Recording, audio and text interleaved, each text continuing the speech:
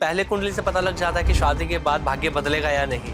बिल्कुल, आपका भाग्योदय हो रहा है कि नहीं हो रहा है, आपका भाग्य आपस में बंध रहा है कि नहीं बंध रहा है, ये सब बातें पता लगनी आरंभ हो जाती हैं। मान लीजिए शनि भी लगा हुआ है, मंगल भी लगा है, राहु भी लगा है, किसी तरीके से केतु भी लगा हुआ है, सूर्य भी लगा हुआ है, सारे के सारे जो मैलेफिक ग्रह होते हैं वो शादी नहीं होने दे रहे हैं। कहीं ना कहीं से जुपिटर अपना आशीर्वाद दे रहे हों।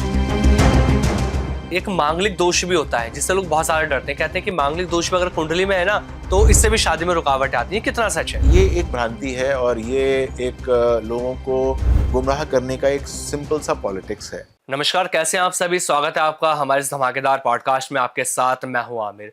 ये पॉडकास्ट एक ऐसा पॉडकास्ट है जहां ज्योतिष को लेकर बहुत सारी बातें लगातार हम लोग करते हैं। बहुत सारे मिथ होते हैं ज्योतिष को लेकर जो इस पॉडकास्ट में हम आपके दूर करते हैं, क्योंकि जो हमारे गेस्ट रहते हैं वो आज की डेट में एक ऐसे गेस्ट हैं जिन्हें आप एक लंबे दशकों से जानते हैं। तकरीबन 30-40 सालों का उन्हें एक्सपीरियंस है। ज्योतिष के माध्यम से लगातार लोगों के जीवन को उन्होंने बदला है। और अब पॉडकास्ट जब उनके आप लोग देख रहे हैं तो कैसे उनके जो लोग उनसे जुड़ रहे हैं उनके लाइफ में कैसे बदलाव आ रहा है, कमेंट्स में आप लोग सुनते होंगे। हर कोई ये कहता है कि आपका पॉडकास्ट देखा, आपके उपाय करे, आपसे अपनी कुंडली का विश्लेषण कराया तो जीवन के अंदर परिवर्तन आया।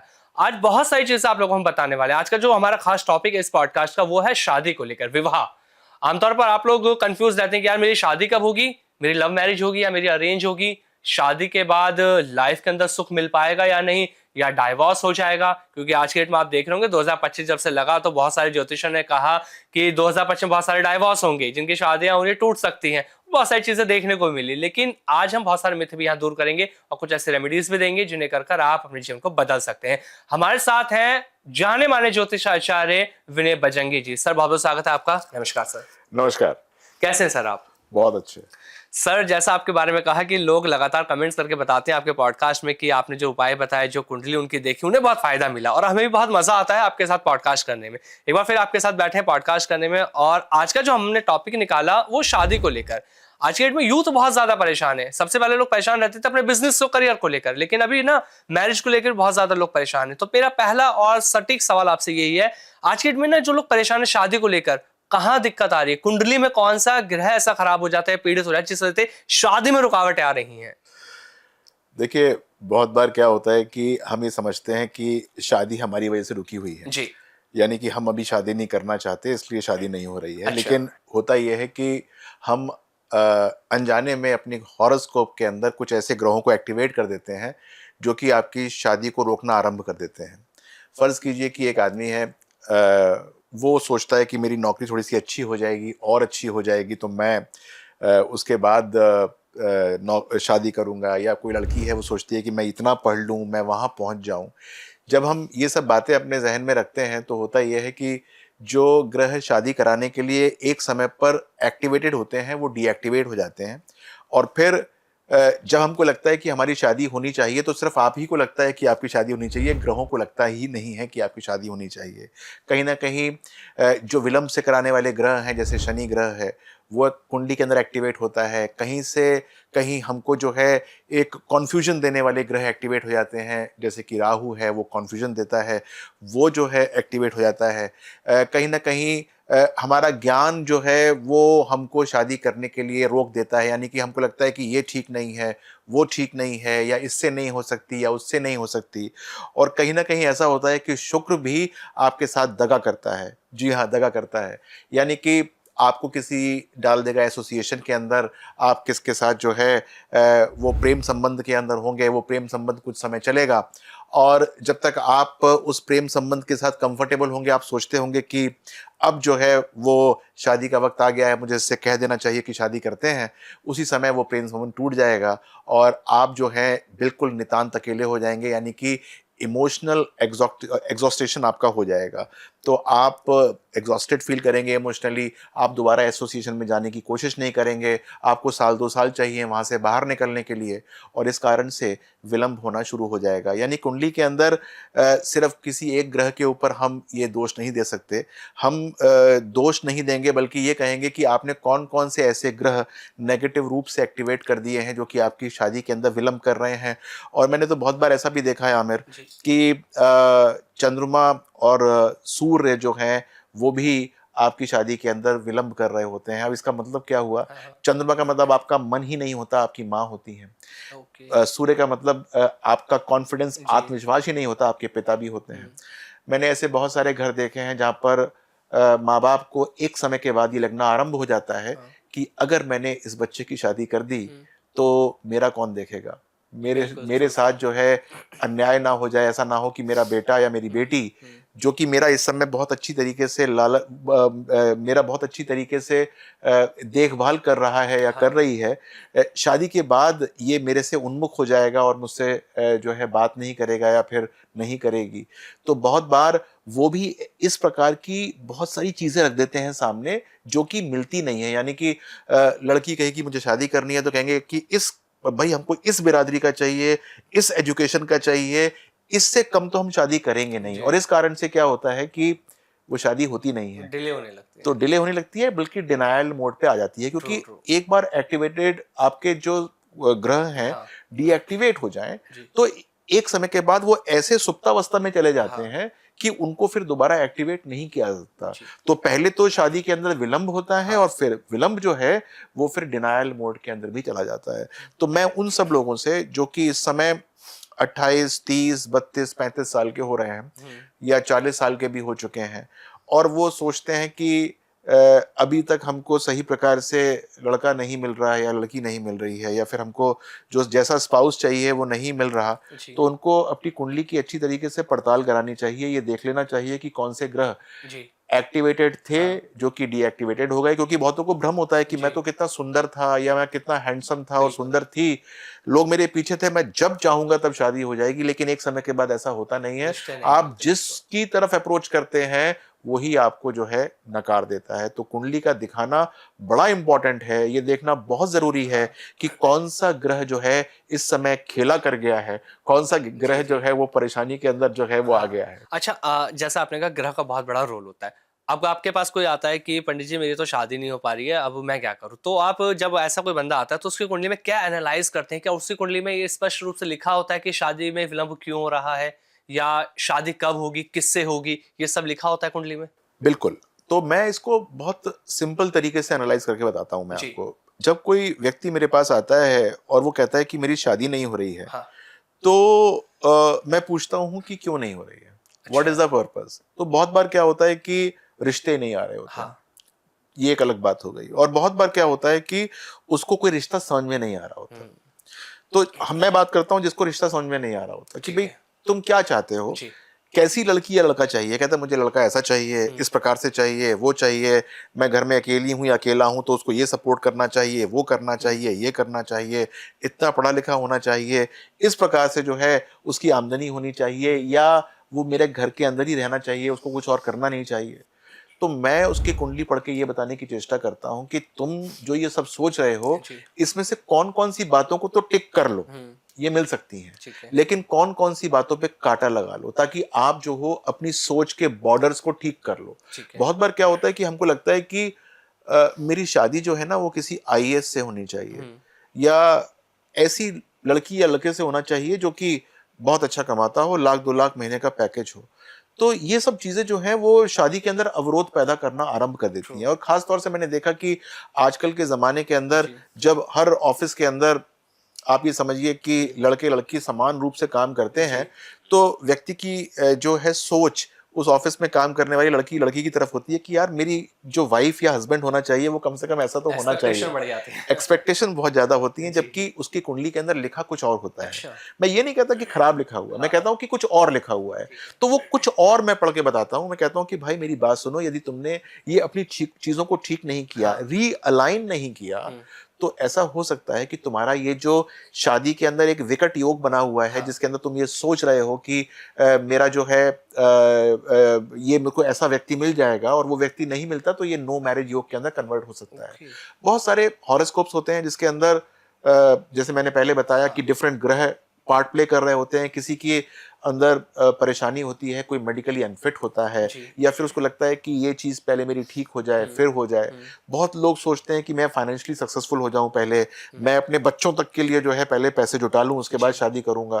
तो ये सब चीज़ों को जो है एक बार रीअलाइन किया जाता है और उसको बताया जाता है कि ये चीज़ जो है वो ऐसे रीअलाइन कर लो तो तुमको जो अपना मिस्टर राइट या मिसेस राइट है वो मिल इजीली जाएगी, मिल वो जाएगी। इजीली मिल अच्छा सर, जाएगी। एक चीज और मैं इसमें समझना चाहता हूँ। जब बंदा शादी करने का प्लान करता है तो वो क्या 2 या 4 साल पहले अपनी शादी के प्लान से किसी ज्योतिष या कुंडली एनालाइज करा सकता है, जिससे उसे ये पता लग जाए कि उसके कौन से ग्रह पीड़ित है, अगर उसे शादी 4 साल बाद करनी है तो कौन सी उपाय कर ले जिनसे उसकी जो शादी में प्रॉब्लम सारी विलंब आ रहा है वो दूर हो जाए? क्यों नहीं। मैं तो कहता हूँ कि जब कुंडली दिखाओ तो कम से कम और कुछ पूछो ना पूछो, शादी की बात तो पूछ ही लो कि मेरी जो जो जीवन साथी होगा वो कैसा होगा, जी। और क्या चीज़ होगी उसके अंदर, क्या क्या चीज़ें मुझे देखनी चाहिए, क्या क्या हाँ। नहीं देखनी चाहिए। शादी के अंदर अवरोध है या परेशानी है, वो तो जब कुंडली हम पहली बार किसी की बनाते हैं बचपन में, जी। छठी के दिन, हाँ। उसी दिन पता चल जाता है कि शादी, इसकी शादी के अंदर दिक्कत आएगी अच्छा, कि नहीं तभी से आएगी। पता लग जाएगा। तभी से आप पढ़ सकते हैं कि कब आएगी, कैसे आएगी। जी। और यदि पहले से आपके चक्षु खुले हुए हों हाँ। कि ये दिक्कत आने वाली है, तो उसका उपाय, उसका निवारण यदि आप पहले से कर लेंगे तो बहुत अच्छा हो जाएगा। और उपाय का मतलब ये नहीं है कि आपको बहुत बड़ी पूजा पाठ करनी है, जी। आपको ये समझना है कि किस प्रकार का जीवन साथी आपको ढूंढना है और उसका परिवेश क्या है। बहुत बार क्या होता है कि हम लोग इस आसरे बैठे रहते हैं कि हमको नाते रिश्तेदार बता देंगे। हाँ। बहुत बार हम सोचते हैं कि अरे हमने फलाने ऐप के ऊपर हम अकाउंट बना तो रखा है, वहीं से हमको पता लग जाएगा। बहुत बार लोग सोचते हैं कि मैंने 4-5 ऐड का एक पैकेज ले लिया है न्यूज़पेपर में, मुझे वहां से पता लग जाएगा। लेकिन आपकी कुंडली का 11वां भाव अगर देखो तो आपको पता चलेगा कि आपको ये मिलेगा कहाँ से आपका जीवन साथी। अच्छा। अगर आपको ये पता चल जाए कि मुझे जीवन साथी कहाँ से मिलेगा, कितनी दूर होगा और कितनी पास आके रहेगा, मुझे कहाँ लेके जाएगा शादी के बाद, ये सारी बातें पता जब लग जाएंगी आपको, तो आपका जो देखने का रिश्ता देखने का जो नजरिया है वो पूरा का पूरा बदल जाएगा। यानी कि फिर आप ये नहीं सोचेंगे कि यार ये लड़का कम कमा रहा है या ज्यादा कमा रहा है। मान लीजिए कि एक लड़का है, उसकी शादी है और वो शादी करना चाहता है, और आप सोचते हो कि वो लड़के का पैकेज कम से कम 10 लाख का होना चाहिए। हाँ। और वो लड़का कमाता है मान लीजिए 4 लाख रुपए, तो कम से कम ये तो देखो कि तुम्हारे साथ उसकी जब भाग्य जुड़ेगा तो वो 10 लाख पे कब तक पहुंचेगा। हो सकता है कि 6 महीने में पहुंचने वाला, हो सकता है 2 साल में पहुंचने वाला हो। तो यदि वो लड़का अगले साल 2 साल के अंदर 10 लाख के पैकेज पे पहुंचने वाला है, तो उससे शादी क्यों नहीं कर लेते, कर लो तो ना। ये पहले कुंडली से पता लग जाता है कि शादी के बाद भाग्य बदलेगा या नहीं? बिल्कुल, आपका भाग्योदय हो रहा है कि नहीं हो रहा है, आपका भाग्य आपस में बंध रहा है कि नहीं बंध रहा है, ये सब बातें पता लगनी आरंभ हो जाती हैं। जब आप इन सबको एक बार डिकोड कर लेते जी। हो, तो वो एक बहुत सिंपल तरीका हो जाता है शादी को निष्पादित करने का, यानी कि सेलेक्ट करने का और उसके बाद उसको निष्पादित करने का। तो जब आपके पास ये साइंस उपलब्ध है, आपको जब ये पता है कि एक-एक चीज़, यानी कि ससुराल कैसा होगा, जी। ससुराल आपसे ऊँचा होगा कि नीचा होगा, आपका होने वाला हस्बैंड या स्पाउस या वाइफ फॉर दैट मैटर, वो कैसी होगी, उसका नेचर कैसा होगा, वो आपसे प्रेम कितना करेगा या करेगी, ये सारी बातें जो हैं वो पता लगी जा सकती हैं। उसके बाद वो दूर होगा या पास होगा, उसका प्रदेश कौन सा होगा, वो नौकरी के लिए आपकी नौकरी छुड़वाएगा या आपकी नौकरी को बढ़वा देगा, जी। ये सब बातें जो हैं वो आपको हॉरोस्कोप के माध्यम से पता चल जाती हैं। तो जब ये पता चल जाती हैं तो उसका उपयोग करके जो एक परेशानी वाली बात है कि आपको लगता है कि ये लड़का ठीक है कि नहीं है, वो सारी की सारी बातें सॉल्व हो जाती हैं। तो क्या ऐसा भी संभव है कि किसी की कुंडली में विवाह का योग ही नहीं होता हो? ये पॉसिबल होता है? देखो, एब्सोल्यूट जीरो हॉरोस्कोप में होता नहीं है। Okay. It is not zero. आप ऐसा नहीं है कि आपके जीरो, आपका योग 5% का, 7% का बहुत हल्का योग होगा। अच्छा। मान लीजिए कि शादी का प्लैनेट्स हैं या शादी का भाव है, सप्तम भाव सब जानते होंगे, और नवांश देखें, D9 चार्ट देखें, उसके अंदर मान लीजिए जमावड़ा है सारे के सारे नेगेटिव ग्रहों का। सारे नेगेटिव ग्रह जो हैं वो कह रहे हैं कि हम शादी नहीं होने देंगे, या शादी का हम जो योग है उसको अवयोग के अंदर बदल देंगे। तो मान लीजिए शनि भी लगा हुआ है, मंगल भी लगा है, राहु भी लगा है, किसी तरीके से केतु भी लगा हुआ है, सूर्य भी लगा हुआ है, सारे के सारे जो मेलेफिक ग्रह होते हैं वो शादी नहीं होने दे रहे हैं। लेकिन फिर भी कहीं ना कहीं से जुपिटर अपना आशीर्वाद दे रहे होंगे, कहीं ना कहीं से किसी ना किसी तरीके से दे रहे होंगे। नहीं दे पा रहे होंगे तो चुप के दे रहे होंगे, यानी किसी दशा में दे रहे होंगे। शुक्र कहीं ना कहीं पर बैठ के आनंद कर रहे होंगे, वो कह रहे होंगे कि मैं यहां से इस तरीके से लिबरेट कर दूंगा। मरकरी कहीं ना कहीं से लिबरेट करने की कोशिश कर रहे होंगे। तो जब हम कहते हैं कि इस कुंडली के अंदर नो मैरिज योगा है, जी। तो इसका मतलब ये नहीं होता कि एब्सोल्यूट जीरो है। इसका मतलब ये होता है कि बहुत हल्का है, हम उसको प्रगाढ़ करना है। अब अच्छा। प्रगाढ़ कैसे करना है? मान लीजिए कि आपको चोरी करनी है। आप बचपन में अपने घर के अंदर आपकी माँ ने कुछ बहुत अच्छा पकवान बनाया है, तो आपको वो लेना है, और माँ ने कह रखा है कि मैं दूंगी नहीं, सब भाई बहनों में इक्वल बांटूंगी। तो आपको वो चोरी करना है। कैसे करेंगे? जी। आप ये देखेंगे कि मेरी माँ सो गई, घर हम्म। में कोई है नहीं, जी। पिताजी देख नहीं रहे हैं, भाई बहन खेलने चले गए हैं। तो हाँ। फिर आप धीरे धीरे धीरे जाएंगे जहां पर उन्होंने रखा होगा, अमृतपान खोलेंगे, उसमें से वो पकवान निकालने की चेष्टा करेंगे। बिल्कुल। तो वो एक योग बनता है। जब आपके पास सब नेगेटिव होता है, तो हमको वो योग खोजना होता है कि कब हमको स्नीक इन करना है, ओके। कब हमको कौन सा ऐसा विंडो मिलेगा जिसके अंदर शादी हो सकती है। हाँ। तो ये हर एक के जीवन में आता है, हर जी। एक के जीवन में ये पॉसिबल है, चाहे कितना भी विकराल नेगेटिव योग क्यों ना हो, कितना भी प्रगाढ़ नेगेटिव योग शादी ना होने का क्यों ना हो, लेकिन फिर भी रे ऑफ होप जरूर होती है। जी। And we as astrologers try to exploit, try to expand that ray of hope. तो उसे कैसे एक्टिवेट कर सकते हैं? अगर किसी के 0% चांस है किसी की कुंडली में कि हाँ जी इसके चांसेस है शादी हो सकती है, तो उसको कैसे और प्रबल किया जा सकता है? तो मैं प्रबल का मैंने आपको बताया ना कि कौन रोक रहा है आपकी शादी। आपकी शादी रोक रहा है मान लीजिए शनि, हाँ। मान लीजिए राहु, ठीक। ये दो मिलकर रोक रहे हैं। हाँ। मान लीजिए कि एक प्लेनेट और है सूर्य, वो भी रोक रहा है, और वो प्लेनेट जो है वो आपकी शादी को होने नहीं दे रहे हाँ। हैं। तो हमको ये देखना है कि कब इनकी इंटेंसिटी कम हो जाएगी, अच्छा। कब राहु और जो शनि है और जो सूर्य है, जी। ये अपनी इंटेंसिटी कम कर देंगे। इंटेंसिटी कैसे कम होती है? कि मान लीजिए कि उनके ऊपर से कोई पॉजिटिव गोचर होने लग गया, अच्छा। मान लीजिए कि उनकी दशा जो है वो समाप्त हो गई, हाँ। मान लीजिए कि वो जो है उनके जो पॉइंट्स हैं किसी और राशि के अंदर, मान लो अष्टक वर्ग की बात करता हूं, वो कुछ वहां कम हो रहे हैं जहां पर दूसरा एक पॉजिटिव प्लैनेट एक्टिवेट हो रहा है। हम उस क्षण को निकालने की चेष्टा करते हैं। जी। जब हम उस क्षण को निकालने की चेष्टा करते हैं और वो अगर डीएक्टिवेटेड हैं या they are operating with minimal energy, तो हमको जो है वो विंडो मिल जाती है शादी की, और जी। उसके अंदर शादी पॉसिबल हो जाती है। अभी जैसा आपने शनि की बात करी या राहु की बात करी, एक मांगलिक दोष भी होता है जिससे लोग बहुत सारे डरते हैं, कहते हैं कि मांगलिक दोष भी अगर कुंडली में है ना तो इससे भी शादी में रुकावट आती है। कितना सच है? बहुत कम सच है। ऐसा क्यों? बहुत कम सच है, क्योंकि ये एक भ्रांति है और ये एक लोगों को गुमराह करने का एक सिंपल सा पॉलिटिक्स है। मान लीजिए कि मैं जो हूँ, मतलब ये जो मेरे जहन की बात है, मैं बताने की कोशिश करता हूँ कि जब मैं किसी पंडित जी के पास जाता हूँ जो कि कर्मकांडी होते हैं, जो कि पूजा पाठ करते हैं, जी। With due respect to all pandit ji जो भी कर्मकांड करते हैं, जी। उनको बहुतों को ज्ञान भी होता है, बहुत अच्छा ज्ञान होता है, लेकिन बहुत सारे लोग क्या होता है कि थंब रूल पे चलते हैं। अच्छा। अब थंब रूल क्या होता है कि आपका मंगल जो है वो खराब है, वो नेगेटिव काम करता है, ये एक बात है, और शादी के भाव में बैठेगा तो आपको मांगलिक बना देगा और हाँ। आपकी शादी के अंदर विलंब कर देगा। अब मान लीजिए कि वो किसी एक नेगेटिव शादी के ग्रह में बैठा है, तो हमने ये कहना शुरू कर दिया कि आपको मांगलिक दोष है और आपकी परेशानी जो है वो बढ़ी हुई है, आपकी शादी नहीं होगी। ये बात कुछ हद तक सत्य हो सकती है, लेकिन मंगल कहीं बैठ के आपकी शादी को रोक नहीं रहा। अच्छा। वो ये बताने की कोशिश कर रहा है कि मेरे से तुमको कैसे पार पाना है। मान लीजिए कि आप 12वीं क्लास में पढ़ते हैं और आपका टीचर आपसे कहता है कि बेटा मैथ्स में तुम कमजोर हो, तुमको 40 नंबर लेकर आने हैं, मैं तुमको पास कर दूंगा। तुमने कोशिश की, नहीं आए, तुमने कहा चलो मैं तुम्हारा बार और कम कर देता हूं, 35 नंबर पे पार कर दूंगा। तो आपको पता है कि मैं अब अपने पूरे के पूरे कोर्स को इस प्रकार से डिजाइन करूं कि मैं कम से कम 35% नंबर ले आऊं। मैं मैथ्स में कमजोर हूं, कोई बात नहीं, लेकिन मैं पास हो जाऊंगा अगर मैं 35-36% नंबर ले आता हूं। ऐसे बहुत सारे लोग होते हैं। कौन हर एक डिग्री के अंदर 100% नंबर लेकर आता है? हर एक आदमी कोई 50 नंबर पे पास होता है, कोई 60 पे, कोई 70 पे, कोई 80 पे। तो मंगल दोष भी ये देखा जाता है कि ये शादी को रोक नहीं रहा, आपकी इंटेंसिटी को या आपके शादी करने के तरीकों को रिफाइन कर रहा है कि आपको क्या सोचना चाहिए और क्या नहीं सोचना चाहिए। मैंने इसके ऊपर बहुत वीडियोस करी हैं, मैंने इसके ऊपर बहुत सारे आलेख लिखे हैं।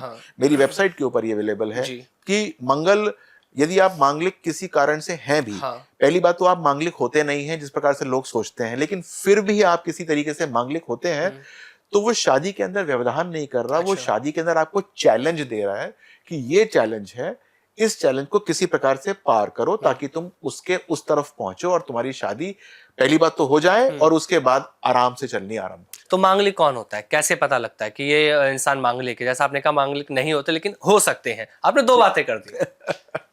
तो देखो ऐसा है कि जो लोग कुंडली पढ़ना जानते हैं या जो पढ़ने की चेष्टा कर रहे हैं उनको ये शायद पता होगा कि मंगल ग्रह होता है, वो पहले भाव में बैठ जाए, दूसरे भाव में बैठ जाए, चतुर्थ भाव में बैठ जाए, सप्तम भाव में बैठ जाए, अष्टम भाव में बैठ जाए या द्वादश यानी 12th हाउस में बैठ जाए तो व्यक्ति को मांगलिक बोलते हैं। अब इसका मतलब क्या हुआ, ये कितने भाव मैंने बोल दिए, ये मैंने 6 भाव बोल दिए। 6 भाव का मतलब ये हुआ कि मंगल कहीं ना कहीं बैठेगा आपकी कुंडली में। अगर मेरी कुंडली में सप्तम में नहीं होगा तो आपकी कुंडली में होगा, तो यानी कि 50% लोग इस वर्ल्ड के अंदर जो हैं वो मांगलिक की श्रेणी के अंदर आ गए। तो वो दोष है या योग है? पहली बात तो मैं बताऊं कि वो ऐसा गलत है ना। ऐसा हो ही नहीं सकता कि हर एक ऑल्टरनेट आदमी दुनिया के अंदर मांगलिक कैसे हो सकता है जिसकी शादी नहीं होगी। शादी तो 2-4-5% लोगों की नहीं होती है। बिल्कुल। तो 50% लोगों की शादी ना हो तो मैं मानूं कि मांगलिक दोष की वजह से शादी नहीं होती। तो इसका मतलब क्या हुआ कि हमारा इंटरप्रिटेशन कि मांगलिक है कि नहीं है वो देखने का तरीका ही गलत है। अगर मंगल अपने घर में बैठा है, अगर मंगल उच्च का है, अगर मंगल नीच का भी है, अगर मंगल अपनी मित्रवत राशि के अंदर बैठा है और इन्हीं भाव के अंदर बैठा है तो मंगल दोष समाप्त हो गया। मंगल दोष बचा ही नहीं उस कुंडली के अंदर।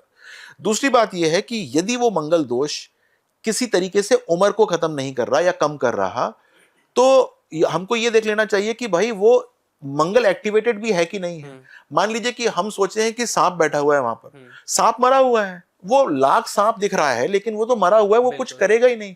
तो एक पर्टिकुलर एज के बाद किसी केस में 28 साल में और किसी केस में 30 साल के अंदर मंगल दोष खत्म हो जाता है। तो जब वो सांप मर गया, जब सांप ही मर गया तो हम उसके अपने गर्दन में क्यों इसको झुला रहे हैं उसको? वो मंगल दोष नहीं है। तो मैंने बहुत लोग, कम से कम दसियों हजार लोग जो मेरे पास आते हैं और कहते हैं कि सर हमको किसी ने बताया था बचपन में, हम तो मांगलिक दोष से पीड़ित हैं। वो मांगलिक होते ही नहीं है, उनको गलत पता होता है। तो वो दोष नहीं, वो जो दोष है वो दोष नहीं होता बल्कि वो योग की तरह भी काम करता है कि आपको वो पॉजिटिविटी दे सकता है। तो जैसे भी आपने एज की बात करी 28 साल और 30 साल, ये अधिकतर एस्ट्रोलॉजर्स कहते हैं कि अगर आप मांगलिक हैं, आपकी कुंडली में मांगलिक दोष है तो 28 और 30 के बाद ही आपको शादी करनी है। तो क्या शादी से पहले अगर कर लेते हैं तो क्या किसी तरह की प्रॉब्लम्स फेस करनी पड़ सकती हैं? नहीं, या ये सिर्फ एक मिथ बना रखा है? मिथ नहीं है। बेसिकली क्या है कि एस्ट्रोलॉजर्स जो ये काम कहते हैं वो कहते हैं देखो शांति से रह लो, जब ये मंगल डीएक्टिवेट हो जाएगा तो शादी कर लेना, तो तुम्हारे घर में कोई कलह नहीं होगा। अच्छा। लेकिन जब आपको पता है कि मेरे कुंडली के अंदर मंगल एक नेगेटिव रूप से एक्टिवेटेड है तो हमको सबसे पहले तो अपना कर्मा करेक्शन करना चाहिए। हमको अपने आप को पॉजिटिव करना चाहिए। हमको देखना चाहिए कि हम कैसे जो है उस मंगल को हल्का करें। और बात ये नहीं है कि 28-30 के बाद मंगल तो कुंडली के अंदर फिर भी रहेगा। हाँ, शादी के भाव के अंदर वो हल्का पड़ने शुरू हो जाता है, लेकिन फिर भी वो मंगल किस प्रकार से आपको ज्यादा परेशान ना करे, किस प्रकार से वो आपको दिक्कत दे रहा है, उसको कैसे अपने अंदर आपको समावेश करना है, ये देखना बहुत इंपॉर्टेंट है। फॉर एग्जाम्पल मैं कहता हूं कि आपकी कुंडली के प्रथम भाव के अंदर मंगल बैठा हुआ है और आपको मांगलिक बनाता है, तो इसका मतलब क्या हुआ कि आप अपने स्पाउस यानी कि अपने जीवन साथी के ऊपर उग्र होंगे, आप उसके लिए रहस्यमयी हो जाएंगे, आप उसके लिए स्टबन हो जाएंगे, आप उसके लिए बहुत ज्यादा एक्टिव हो जाएंगे, यानी कोई भी बात वो कहेगा या कहेगी आप तुरंत ही गुस्से में आ जाएंगे। तो ये सब बातें जो हैं वो अगर आपके मन मस्तिष्क में रहेंगी तो वो शादी के अंदर कभी भी व्यवधान पैदा कर सकती हैं। तो सबसे पहला कर्मा करेक्शन तो यही है कि आपका यदि मंगल प्रथम भाव में है मान लीजिए, तो आपको ये सारी की सारी चीजों को हल्का करना पड़ेगा, तभी तो शादी चलेगी। अब आप अगर ये हल्का ना करें, आप सोचे कि अब मैं 30 साल का हो गया हूं, अब कोई दिक्कत नहीं है, मंगल कुछ नहीं कर रहा, तो फिर भी कहीं ना कहीं खटास पैदा करना शुरू कर देगा। उस खटास से बचने के लिए कर्मा करेक्शन करना नितांत आवश्यक हो जाता है। अच्छा सर, एक चीज और अब जानना चाहूंगा आपसे, कुंडली के बारे में बात करें, बहुत मजा आ रहा है मुझे इस टॉपिक में बात कर कुंडली में क्या हम ये भी जान सकते हैं कि किसी इंसान का व्यक्ति जो शादी की अगर बात करें कि दूसरे रिलीजन या दूसरी कास्ट की अगर बात करें, ये उसमें होगा, ये कुंडली देखकर पता लग सकता है? मतलब कि आपका मतलब ये है कि शादी जो है इंटरकास्ट होगी या इंटर रिलीजन होगी? जी। तो देखो ऐसा है कि भारतवर्ष के अंदर अब जो है वो बाउंड्रीज थोड़ी सी ब्लर होनी शुरू हो गई हैं। अगर मैं 50 साल पहले की बात करूं तो कास्ट से बाहर जाना ही जो है अपराध माना जाता था। जी। आज से 20 साल पहले जो है कास्ट से बाहर हो सकती है कि आप कर लीजिए, लोगों को आपत्ति नहीं होती है, लेकिन आजकल भी बहुत लोगों को होती है। बिल्कुल। हाँ, रिलीजन की जो बाउंड्रीज हैं वो अभी भी काफी रिजिड हैं, लेकिन बहुत लोग करते भी हैं। तो कुंडली के माध्यम से ये पता चल जाता है कि आप जो हैं अपने मन से शादी करेंगे या फिर आप जो है परिवार की सहमति से करेंगे। सबसे पहले तो ये पता चलता है। दूसरी बात ये पता चलती है कि आप अपनी कास्ट में करेंगे या अपनी कास्ट से बाहर करेंगे। तीसरी बात जो आप पूछ रहे थे ये पता चलती है कि अपने रिलीजन से बाहर शादी करेंगे या नहीं करेंगे। अब होता यह है कि मेरे पास जैसे बहुत सारे लोग आते हैं और आउट ऑफ रिलीजन शादी करना चाहते हैं। तो वो कहते हैं कि सर मेरी शादी इससे हो जाएगी कि नहीं, मुझे ये बताइए। मैं कहता हूं कि बात यह है ही नहीं कि शादी इससे होगी कि नहीं होगी, बात यह है कि इससे अगर शादी हो जाती है तो चलेगी कि नहीं चलेगी। सबसे इंपॉर्टेंट बात यह है। और जो कुंडली को देखने का तरीका भी यही होता है कि लोग आते हैं कि इससे मेरी शादी हो जाए किसी प्रकार से, कौन से उपाय मुझे करने हैं ये बता दीजिए। मैंने कहा ये उपाय हम बता देंगे आपको, लेकिन सबसे पहले तो ये समझना बहुत जरूरी है कि शादी मेरी चलने वाली है कि नहीं है। तो चाहे वो इंटरकास्ट हो, चाहे वो इंटर रिलीजन हो, चाहे वो इंटर कॉन्टिनेंटल हो हमको सबसे पहले तो ये समझना चाहिए कि शादी, ये बात पता लग ही जाएगी कि वो कहाँ करने वाला है, करने वाली है। लेकिन सबसे मूलभूत बात यह है कि वो शादी चल जाए किसी तरीके से, ये देखना बहुत जरूरी है। सर जब आपने 3 चीज़ें बताई, अगर इंटरकास्ट की मैं बात करता हूँ या लव मैरिज की बात करता हूँ, बहुत से लोग लव मैरिज तो कर लेते हैं, लेकिन उनके दिमाग में एक चीज़ डर रहता है कि मैंने लव मैरिज कर ली, क्या मेरे पेरेंट्स इस लड़की को या इस लड़के को अपना पाएंगे? ये भी कुंडली से पहले देखा जा सकता है? बिल्कुल देखा जा सकता है कि बहुत बार क्या होता है कि बच्चे शादी करते हैं और माँ बाप उनको जो है वो स्वीकार करते ही नहीं हैं। और बहुत लोगों के माँ बाप जो हैं वो बच्चों को स्वीकार कर लेते हैं कुछ समय के बाद, 5 महीने के बाद, साल 2 साल के बाद कर लेते हैं। कुंडली के माध्यम से ये पता चल जाएगा कि यदि आप किसी के साथ प्रेम में हैं और माँ बाप के अगेंस्ट जाकर आप शादी कर लेते हैं, तो आपके माँ बाप जो हैं वो आपके टर्म्स पे शादी के बाद आएंगे कि नहीं, पहली बात तो ये पता चल जाएगी। दूसरी बात ये भी पता चल जाएगी कि वो टर्म्स में अगर आते हैं तो वो कब आएंगे, यानी कि कितने वर्ष लग जाएंगे उनको आपको अपनाने में या फिर समझने में कि हाँ चलो ठीक है, जो कर दिया सो कर दिया, अब इनको माफ कर देते हैं। तो ये बात जो है वो पता चल सकती है कुंडली के माध्यम से। सर जब कुंडली के माध्यम से ये पता लग जाती है, एक चीज़ और होती है जो लोगों के अंदर बहुत ज़्यादा कन्फ्यूजन रहती है कि हमने शादी कर ली, सब कुछ टाइम तक सही चला और उसके बाद तलाक तक नौबत आ जाती है। जब शादी हुई तो पंडित ने कहा, ज्योतिष ने कहा कि सब ठीक है, योग देख लिए, शादी करा दी कि भैया गुण भी मिल गए थे तुम्हारे, अब शादी हो, लेकिन शादी चली नहीं। तो उसमें कौन से ग्रह पीड़ित हो गए जो शादी बाद में टूट जाती है? देखो ये आप ना इसको थोड़ा सा क्वेश्चन को थोड़ा सा रीट्विस्ट करो, क्योंकि पंडित जी जब बताएंगे शादी के बारे में तो वो शादी के 2 साल नहीं बताएंगे, वो पूरी शादी की लेंथ बताएंगे कि शादी चलेगी कि नहीं चलेगी। होता यह है कि शादी कराने वाले ग्रह दूसरे होते हैं, शादी को सस्टेन करने वाले ग्रह दूसरे होते हैं। अच्छा। मान लीजिए कि 2 लोग आपस में प्रेम करते हैं लेकिन उनकी शादी नहीं हो रही होती, ऐसे बहुत बार होता है।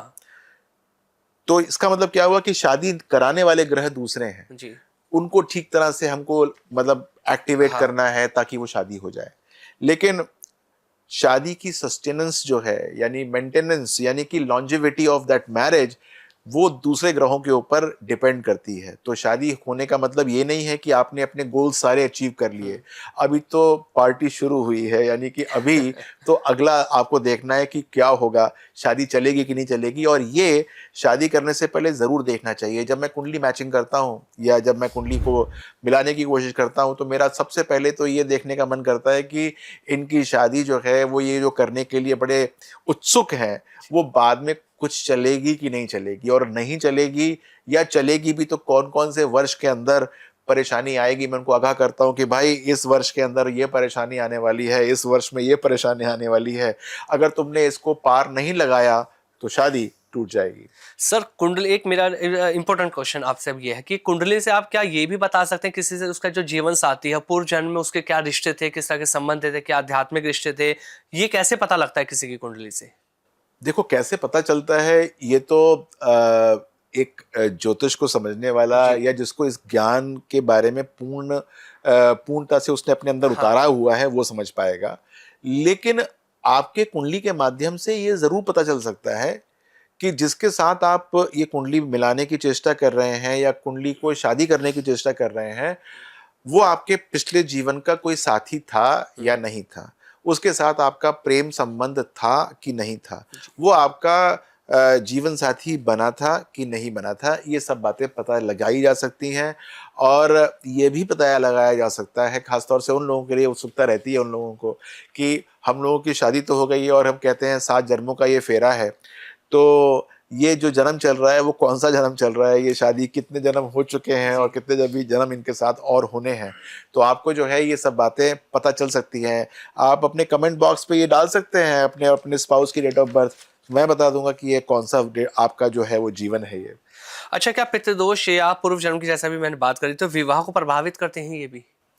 क्यों नहीं करते हैं? पितृ दोष हुआ या फिर किसी भी तरीके का दोष हुआ, हाँ, यानी कि एक जगह पर ये मैलेफिक जमावड़ा हो गया हाँ, ग्रहों का और अगर किसी भी तरीके से ये 7th हाउस को इम्पैक्ट कर रहा है हाँ, या किसी भी तरह से ये 4th हाउस को इम्पैक्ट कर रहा है या किसी भी तरीके से ये नवांश के अंदर परेशानी क्रिएट कर रहा है, तो यस, शादी के अंदर परेशानी आएगी, तो हमको हाँ। उसको ठीक करना पड़ेगा। लेकिन यहाँ पर एक मैं हुँ, छोटी-सी भ्रांति है वो खत्म करना जी। चाहता हूँ, पितृदोष को लेकर हुँ, कि पितृदोष जो है वो मैंने देखा कि बहुत सारे लोग लड़कियों को बता देते हैं जिनका विवाह भी नहीं हुआ होता, तो पितृदोष पहली बात उनको लगता नहीं है क्योंकि जब तक लड़की अपने घर नहीं जाएगी तब तक उसका घर डिफाइंड नहीं हुआ, तो पितृदोष तो उनके पितरों का लगेगा और लड़की जो है वो अपने पितरों का, जहाँ पर वो पैदा हुई है वहां पर उसका निवारण नहीं करती है हुँ, नॉर्मली। तो आपके कुंडली में यदि आप लड़की हैं और किसी ने आपको पितृदोष कह रखा है तो आप चिंतित मत होइएगा जब तक शादी ना हो जाए। शादी होने के बाद भी ये देखा जाएगा कि आपके हस्बैंड के हॉरोस्कोप के अंदर पितृदोष है कि नहीं। यदि हस्बैंड के हॉरोस्कोप में पितृदोष होगा तभी आपका पितृदोष एक्टिवेटेड होगा, अन्यथा वो एक्टिवेट नहीं होगा। वो सिर्फ एक एक जमावड़ा है नेगेटिव प्लैनेट्स का जो कि किसी न किसी भाव को किसी न किसी रूप से परेशान कर रहा अच्छा, होगा। क्या ग्रहों की कृपा से हम ये भी पता लगा सकते हैं कि जो एक असंभव लगने वाला विवाह है वो संभव हो सकता है? बिल्कुल पता लगा सकते हैं, ये तो पहला क्वेश्चन ही होता है हाँ। कि मैंने ये कुंडली है लड़के की और ये कुंडली है लड़की की, क्या इनकी शादी हो सकती है? तो पहला क्वेश्चन हुआ। नहीं, असंभव वाला सर। एक तो होता है असंभव नॉर्मल, का हमने दिखा दिया 2 असंभव लोगों का की मतलब कुंडली। क्या हुआ कि मतलब सबने विवाह मना हो कर ही दिया नहीं है। सकता, लेकिन क्या कुंडली में देख सकते हैं, क्या ग्रहों का ऐसा प्रबल करा जा सकता है कि ये विवाह हो इसका जाए? एग्जाम्पल आप मुझे बताइए जैसे एग्जाम्पल ये कि जैसे 2 लोग हैं, आपने उनकी कुंडली देखी कि इनके विवाह इनका नहीं हो सकता। लेकिन कौन से ग्रहों को ठीक करके उनका विवाह हम करा सकते हैं? वो मैंने आपको पहले बताया था हाँ, कि एब्सोल्यूट जीरो कुछ नहीं होता, जी। जीरो कुछ नहीं होता, कुछ ना कुछ पोटेंसी होगी। हाँ। अब मान लीजिए कि आपकी कुंडली के अंदर या वो दो की कुंडली के अंदर ऐसा प्रतीत होता है हुँ, कि जो जुपिटर है हुँ, उसकी पोजीशन ठीक नहीं है और जुपिटर जो कि कारक होता है मैरिज हुँ, का, वो नेगेटिव पार्ट प्ले कर रहा है हुँ, दोनों हॉरोस्कोप्स के जी, अंदर। तो हमको जुपिटर को ठीक करना पड़ेगा जी। और जुपिटर यदि हम ठीक कर लेते हैं तो अच्छा हो जाएगा। अब जुपिटर ठीक करने का क्या मतलब होता है? ये नहीं है कि आपने हवन कीर्तन करना शुरू कर दिया और जुपिटर महाराज ठीक हो गए। हाँ, जुपिटर का मतलब होता है कि आपको विवाह को लेकर अपनी समझ को सही करना पड़ेगा। जुपिटर जो होता है परिवार का कारक हुँ, होता है। आपका आपको परिवार के अंदर एज अ कपल एडजस्ट होना नहीं आता है। जुपिटर अगर नेगेटिव है हॉरोस्कोप के अंदर तो ये कहता है वो, तो इसका मतलब आपको जो रिश्तेदार होते हैं, जो नातेदार होते हैं, सगे संबंधी होते हैं, उनके साथ कैसे निभाना है कैसे नहीं निभाना है ये आपको समझ में नहीं आता। तो ये अगर आप ठीक करना शुरू कर देंगे तो निश्चित तौर से आपको लाभ होना शुरू हो जाएगा। अच्छा सर, जो लोग इस पॉडकास्ट को देख रहे हैं, उनके मन में एक सवाल तो चल रहा होगा कि पूरे पॉडकास्ट में हमने विवाह को लेकर तो बात कर ली लगातार अभी तक, लेकिन अगर किसी का विवाह नहीं हो रहा है, क्या बिना कुंडली दिखाए कोई ऐसा वो उपाय कर सकता है जिससे उसके ग्रह प्रबल हो जाए और उसके विवाह में जो अड़चन चल रही थी लंबे समय से वो दूर हो जाए, विवाह हो जाए? बिल्कुल हो सकता है। देखिए, मैं आपको ये कहना चाहता हूँ कि मान लीजिए कि आपका विवाह नहीं हो रहा और आपको लगता है कि बस होते-होते रह जाता है, बातचीत कहीं पर आके टूट जाती है, विफल हो जाती है। तो आपको माँ भगवती की पूजा करनी चाहिए और माँ भगवती की पूजा करने का एक बहुत सिंपल सा तरीका है। मैं इस पॉडकास्ट के नीचे कमेंट बॉक्स में कोई मुझसे पूछेगा तो मैं पूरा का पूरा तरीका लिख दूंगा या आपकी डिस्क्रिप्शन में लिख दूंगा इसका तरीका। आप वो सिंपल सी पूजा है घर में करना शुरू कीजिए। संकल्प के साथ की जाती है, यानी कि आप 11 बार करना चाहते हैं या 21 बार करना चाहते हैं या फिर 27 बार करना चाहते हैं। ये शुक्रवार के दिन की जाती है, यानी फ्राइडेज को की जाती है। करना शुरू कीजिएगा तो मुझे लगता है कि वहाँ तक पहुँचेगी नहीं गाड़ी और शादी बीच में ही हो जाएगी। अच्छा, बहुत सी बार ऐसा भी तो देखा जाता है सर, जब विवाह हो जाता है, जैसा भी हमने बीच में बात करी थी, ये क्वेश्चन मैं दोबारा से रिपीट कर रहा हूँ। जब शादी होती है तो कहा जाता है लड़की जब आती है तो लड़के का भाग्य बदल जाता है। लेकिन वहीं जब दूसरी तरफ हम देखते हैं तो बहुत सारे लोग ऐसे होते हैं जिनकी शादी के बाद जीवन और ज्यादा बिखर जाता है, उलझ जाता है। उन्हें फाइनेंशियल प्रॉब्लम आने लगती है, घर में कुछ ना कुछ प्रॉब्लम उनके साथ लगी रहती है। तो इसके पीछे क्या कारण होता है? देखिए, हम स्क्वायरली किसी को हम ये बेनिफिट नहीं दे सकते कि तुम्हारी वजह से मेरा जीवन बहुत अच्छा हो गया हाँ। या फिर तुम्हारी वजह से हमारा जीवन बहुत खराब हो गया। हम्म। ठीक है, उसकी वजह से कुछ ना कुछ फर्क पड़ता है, हाँ। 10, 20, 25% का फर्क पड़ता है। लेकिन हम ना तो उसको दे सकते हैं क्रेडिट ज्यादा, जी। और ना ही, क्योंकि अगर हम क्रेडिट देना शुरू कर देंगे हम्म। तो जो परेशानी होगी जी। वो भी देंगे लोग। जी। वो कहेगी मेरी बहू आई थी तो उसके तो बहुत अच्छे सोने के पैर थे, मेरा हाँ। तो ये हो गया। और दूसरा कहेगा कि मेरी बहू आई थी तो ये हो गया, हाँ। कुत्ता मर गया घर में, और ये हो गया और वो हो गया, पता नहीं क्या क्या बोलते हैं। जी। तो स्क्वायरली हम किसी को ना तो बेनिफिट दे सकते हैं हम्म। और ना ही हम किसी को बहुत ज्यादा जो है हम्म। वो नेगेटिव कर सकते हैं। जी। यदि किसी के साथ कोई नेगेटिविटी हो रही है तो प्राइमरी हॉरोस्कोप तो उसी का है ना। जी। मान लीजिए कि आपकी नौकरी छूट गई, जी। तो आपके अपने कर्मों की वजह से छुट्टी होगी ना, जी। आपके अपने हॉरोस्कोप उसके अंदर पार्ट प्ले कर रहा होगा। आपके साथ कुछ हो गया, यार कि आपको कोई रिश्तेदार बीमार हो गया, तो भाई उसकी कुंडली जो है वो भी तो प्राइमरी होगी। वो एक लड़की या लड़का जिसकी शादी अभी हुई है, वो उस कुंडली के ऊपर कैसे सुपर पावर होके और उसको वो कर सकती है, जबकि उसकी अपनी कुंडली प्राइमरी गवर्निंग फैक्टर होती है। जी। जो मेरे साथ होना है वो मेरी कुंडली के अंदर होना चाहिए, तभी तो होगा। अगर वो नहीं है तो मेरे लिए कोई भी कुंडली असरदार नहीं हो सकती। जी। मेरी कुंडली के अंदर अगर परेशान होना लिखा होगा, अच्छा होना लिखा होगा, पैसे बेकार करना लिखा होगा, पैसे कमाना लिखा होगा, हाँ।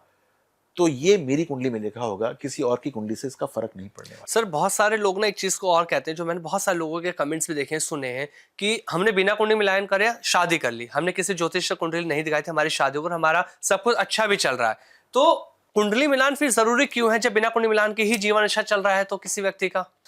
ऐसे किस लोगों ने आपसे कहा? सर, मैंने बहुत सारे कमेंट्स इस लोगों ने पॉडकास्ट में देखे हैं और ज्योतिषों से मैंने सुना है कि बिना कुंडली मिलान शादी कर लेते हैं, सब कुछ सही चलता है। अब मैं आपको बताता हूँ कि मैंने आपसे ये क्वेश्चन इसलिए पूछा कि जिसने कुंडली नहीं मिलाई, या फिर वो जिसने कुंडली नहीं मिला के शादी की, उसकी शादी अच्छी चल रही है, वो पॉडकास्ट हमारा देखेगा ही नहीं। जी। वो तो क्योंकि नहीं, मजे उन में है, लोगों का ही रहता वो है कि मजे में देखिए चल रहा मेरा है। तो सब कुछ अच्छा चल रहा है। लेकिन मेरे पास जब हॉरोस्कोप मिलाने के लिए आते हैं तो 10 में से 7 हॉरोस्कोप जो है वो मिलते हैं। अच्छा। 3 हॉरोस्कोप ही नहीं मिलते। वो कौन से होते हैं जो नहीं मिलते? मैं बताता हूँ, पहले जी। आपके पहले वाले क्वेश्चन का आंसर दो। हाँ। 10 में से 7 हॉरोस्कोप नहीं मिलते, यानी कि उन 10 लोगों ने शादी कर ली होती जी। तो 7 लोग जो हैं हाँ। उनका विवाह अच्छा चल रहा होता, क्योंकि उनको हॉरोस्कोप तो मिले ही हुए थे। 3 हॉरोस्कोप उसमें से ऐसे थे जो कि विकट थे, परेशानी वाले थे, जो हम बताते हैं कि हाँ ये शादी नहीं होनी चाहिए। हाँ। वो हॉरोस्कोप जो है वो परेशानी वाले थे। तो यानी कि स्ट्राइक रेट यह है कि अगर आपकी शादी आप बिना कुंडली मिलाई करें तो 60% चांसेस है कि आपकी शादी चल जाएगी। अच्छा। और यदि आपने एक बार कुंडली सही तरीके से मिलवा ली जी। तो 100% आपको पहले पता लग जाएगा कि शादी चलने वाली भी है कि नहीं चलने वाली। अच्छा, आपके पास बहुत सारे हिंदू लोग आते होंगे जो अपनी कुंडली का विश्लेषण कराते हैं। मैं अब थोड़ा सा रिलीजन की बात करता हूँ। क्या अदर रिलीजन के लोग भी आपके पास आते हैं जिनके विवाह नहीं हो पा रहा, शादी में दिक्कत थी कि आचार्य जी, पंडित जी, हमारी शादी नहीं हो पा रही, हम क्या करें? तो उनके लिए आप क्या बताते हैं? देखिए, मेरे पास रिलीजन के अलावा मेरे पास तो बहुत देशों के लोग आते हैं। जैसे हम आसपास की बात करें तो श्रीलंका, नेपाल, म्यांमार, पाकिस्तान और सऊदी, दुबई, मुस्लिम और कंट्रीज से भी आपके पास आते हैं? जी जी। और अगर हम थोड़े से आगे चले जाएं तो ऑस्ट्रेलिया, कनाडा, यूएस, यहाँ के सारे लोग आते हैं। और जब ये अलग अलग लोग होते हैं तो इनके बिलीफ्स भी अलग अलग होते हैं। True sir. और आपने मेरे साथ बहुत पॉडकास्ट किए हैं आमिर, तो मैं नॉर्मली उपायों को इस प्रकार से बताता हूँ कि आपके कर्मों को करेक्ट किया जाए, ना कि अगर आप कहें कि सर मेरा ना ये काम नहीं चल रहा, तो मैं कहूँगा कि भाई अपने इस चीज को ठीक करो, तो वो सारे के सारे आपके कर्मों से भी ठीक हो सकते हैं। जरूरी नहीं है कि आपको मंदिर की घंटी ही बजानी हो। तो वो सबके सबों को उपाय बताए जाते हैं उनके रिलीजन के हिसाब से, उनके बिलीव्स के हिसाब से, जिसको करने में उनको किसी भी तरीके की कोई आपत्ति ना हो। तो चिंता मत कीजिए, वो लोग जो भी आते हैं वो सबके सब खुश हैं। मॉरिशस के कितने लोग आते हैं कि सबके सब खुश हैं, उपाय करते हैं जो बताए जाते हैं, जो वो सहजता के साथ कर सकते हैं और अपने जीवन के अंदर तरक्की करते हैं। बिल्कुल, और इसलिए ही आपको सबसे अलग और सबसे खास बताया जाता है सर ज्योतिष की दुनिया में, क्योंकि एक बहुत पुराना नाम डॉक्टर विनय बजरंगी जो लोगों के जीवन को लगातार बदल रहा है। मेरा आखिरी सवाल अब आपसे सर ये, अभी तक शादी को लेकर बात कर रहे थे साइड लेके, अब ना थोड़ा सा लव रिलेशनशिप को मैं एक आखिरी में क्वेश्चन पर जाता हूँ। बहुत सारे लोग होंगे जो ऐसे जिनका लव रिलेशन सही से नहीं चल पाता, तो उनके लिए क्या कोई उपाय बताएंगे और कारण भी बताएंगे क्यों नहीं चल पाता? देखिए, लव जो है वो बड़ी जो है वो पेचीदा चीज है कह सकते हैं। पेचीदा क्या, एक ऐसी चिड़िया है जो कि बहुत चंचल होती है। जी। तो इसके अंदर कोई कमिटमेंट तो होती नहीं है, क्योंकि शादी हुई नहीं होती है। तो छोटी छोटी बातों पे नाराज़गी हो जाती है, छोटी छोटी बातों पे प्रेम भी हो जाता है। तो मैं तो ये बात कहता हूँ कि अगर आपके बीच में लव है, तो आपको ज़रूर ये देखना चाहिए कि ये लव जो है इसकी इसकी आगे होने क्या वाला है, इसका इसका जो अंतिम नतीजा क्या निकलने वाला है। क्योंकि लव बहुत खतरनाक आइटम हो जाती है एक समय के बाद, कि आपने साल 2 साल 3 साल इन्वेस्ट किए और उसके बाद पता लगा कि किसी कारण से आपके बीच में संधि विच्छेद हो गया, तो वो 3-4 साल का जो बोझा दिमाग के ऊपर होता है वो अगले 3-4 साल तक नहीं जाता और आदमी 35-38 साल तक पहुंच जाता है और सोचता है हाय मेरे साथ क्या हुआ। तो मैं आपसे सिर्फ ये कहना चाहता हूँ कि अगर लव है, बहुत अच्छी बात है, हॉरोस्कोप को एग्जामिन कीजिए, इस लव को मैरिज के अंदर कन्वर्ट कीजिए। अन्यथा कहीं ऐसा ना हो कि आप इमोशनली इन्वेस्ट हो जाएं बहुत ज़्यादा और फिर जो है परेशान होके मजनू और लैला की तरह घूमते रहें। बिल्कुल सर, बहुत इन्फॉर्मेटिव ये पॉडकास्ट रहा। आपने बहुत डीपली सर चीज़ें आज समझाई हैं शादी को लेकर, क्योंकि लोग ना परेशान रहते हैं कुंडली को लेकर या कैसे समझाएं, लेकिन आपने बहुत अच्छे से समझाया। बहुत मज़ा मुझे भी आया, लोगों को भी आएगा, और लोगों के कमेंट्स और रिप्लाई कॉल्स भी बहुत आपके पास आने वाले हैं कि क्या सब चीज़ें आगे ठीक करनी है। Thank you so much sir, आप पॉडकास्ट में आए। नमस्कार सर। नमस्कार, थैंक यू सो मच।